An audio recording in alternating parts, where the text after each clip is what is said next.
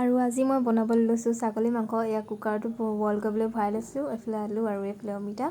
তো এইফালে চব বইল কৰি ল'ম। বইল কৰাৰ পাছত আকৌ ভাজিব লাগিব। তো এনেকৈ ইয়াতে ভৰাই পিনে এতিয়া বইল কৰি লওঁ।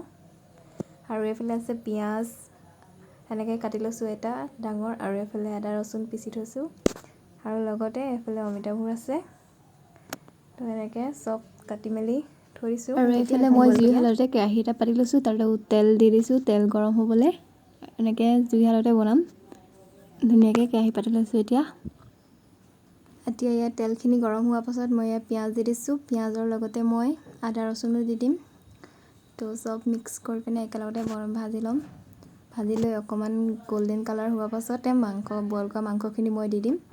তো এনেকৈ অলপ দেৰি ভাজি ল'ম। পিঁয়াজ আদা ৰচুন দিয়াৰ পাছত এতিয়া মই ইয়াতে মছলা দিব লৈছোঁ, মিট মছলা। ইয়াতে মছলা দি দিছোঁ। মছলা দিয়াৰ পাছত ধুনীয়াকৈ আকৌ লৰাই ল'ম।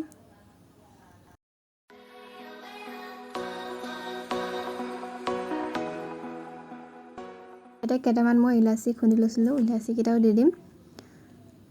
আৰু অকণমান দেৰি ভজাৰ পাছতে মই মাংসখিনি দি দিম।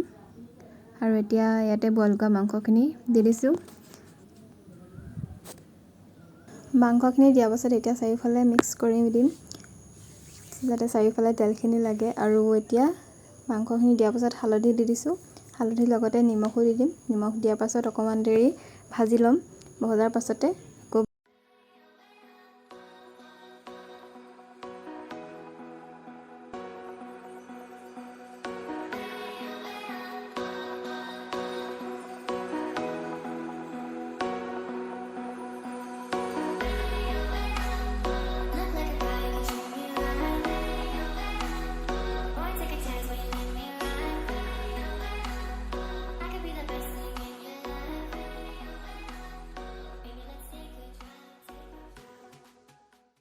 আৰু এতিয়া মাংসত এই বইল কৰা পানীখিনি দিবলৈ লৈছোঁ।